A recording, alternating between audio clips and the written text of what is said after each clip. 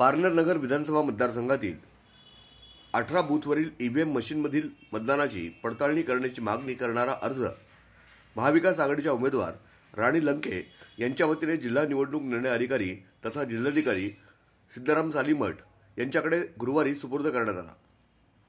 या पडताळणीसाठी 47,600 रुपयांप्रमाणे 18 बूथसाठी आवश्यक असलेले 8,49,600 रुपये इतकं शुल्क लंके यांच्या वतीनं शासनाच्या कोषागारामध्ये जमा करण्यात आलं।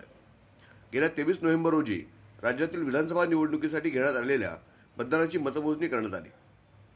पारनेर नगर मतदारसंघातील मतमोजणी करण्यात आली त्यावेळी महायुतीचे उमेदवार तथा विद्यमान आमदार काशीनाथ दाते आणि महाविकास आघाडीचे उमेदवार राणी लंके यांच्यात चुरशीची लढत होईल। काशीनाथ दाते यांनी या निवडणुकीत अल्पशा मतांनी बाजी मारली।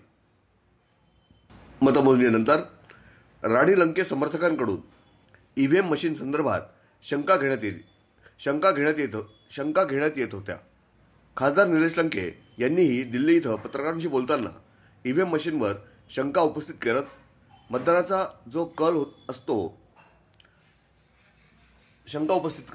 पोस्टल मतदानाचा जो कल असतो तोच कल मतदान यंत्रातील मतांमध्येही असतो असा अनुभव असताना यंदाच्या निवडणुकीत हा कल कसा बदलला गेला असा मुद्दा त्यांनी उपस्थित केला होता।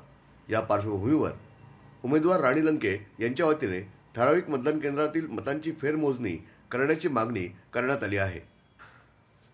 ब्युरो रिपोर्ट, न्यूज डेस्क, महानगराची लाईफलाईन, मेट्रो न्यूज।